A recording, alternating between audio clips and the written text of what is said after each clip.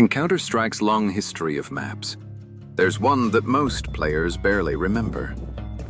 Storm. No cult following. No legendary tournament moments. No endless arguments about balance. It isn't Dust 2. It isn't Inferno. For years, it quietly existed inside Counter-Strike's official map lineup. Present, but never important. Like an unmarked file locked inside a cabinet nobody opens anymore. And that's what makes it strange. Valve didn't create the map. The credit goes to a mapper known as Dank, also called MS-DOS virus. He was ostensibly part of the Counter-Strike clan Flip Mode. The timeline is surprisingly clear. Storm first appeared in a counter map pack in June of 2001. Soon after, Jess Cliff noticed the map and included it in Counter-Strike version 1.3. And somehow, it stayed there all the way through Counter-Strike 1.6. That's roughly 4 years inside the official game for a map almost nobody talks about today. Before Storm, Dank's history is almost completely unknown. There's barely any public record of his work, but the map itself tells a different story. Early Counter-Strike mapping was rough. Most creators were still wrestling with Hammer Editor like it had personally insulted their family.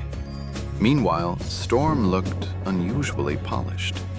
Visually, Storm could stand beside Dust 2, Inferno, and Aztec without embarrassment. In some ways, it actually looked better. The only official map that truly competed with it visually was probably Survivor, created by veteran mapper 3D Mike. After Storm, Dank released a few more projects, and then disappeared. No major legacy, no long mapping career, just silence. Whether Valve officially owns Storm is still unclear. Most likely, yes. You usually don't place a custom map into a retail release without securing the rights somehow. But no public documentation has ever surfaced. Dank returned one more time to create Storm 2 for the Cyber Athlete Amateur League, better known as CAL. CAL never adopted the map. After that, Dank vanished from the scene completely. A few other names appear in the credits. Iika Karinen, a respected name in both Doom and Counter-Strike mapping circles, contributed textures to the project.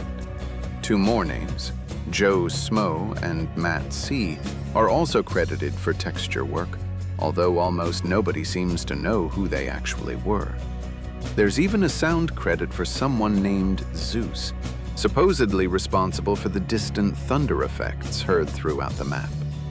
That credit may be real, or it may have been a joke hidden in the files by Dank himself.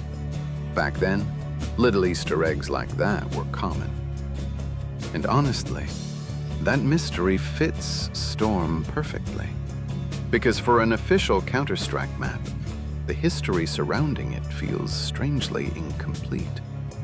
Other maps are documented endlessly. Storm feels different. Half history, half rumor. Visually, the map is one of the most atmospheric environments ever built in the Gold Source engine. The world is covered in muddy browns, faded greens, and cold gray stone beneath a dirty yellow skybox. Jagged mountains surround the map in the distance. Thunder rolls constantly overhead. Quiet, soft, never fully stopping. And if you stand still long enough, the map starts to feel wrong. Not frightening exactly, just displaced. Like part of Quake wandered into Counter-Strike by accident. Gameplay-wise, Storm heavily favors long sightlines. Snipers dominate most engagements. Close-range fights are uncommon, which made the map a poor fit for serious 5 versus 5 competitive play. Still, during the early days of CPL and CAL, experimental maps sometimes appeared in lower divisions. Maps like Fang and Rotterdam briefly saw competitive testing. Storm was one of them. most likely because it carried the official map label. But it never lasted. Even today, the map feels unpredictable. Rounds can swing wildly with very little warning.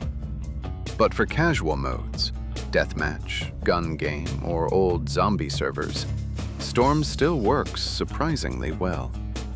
It isn't perfect, but it is atmospheric. It is strange. And it feels completely unlike anything else Counter-Strike ever added officially. Storm never wore Dust 2's crown, but it earned something else instead. A permanent little footnote in Counter-Strike history.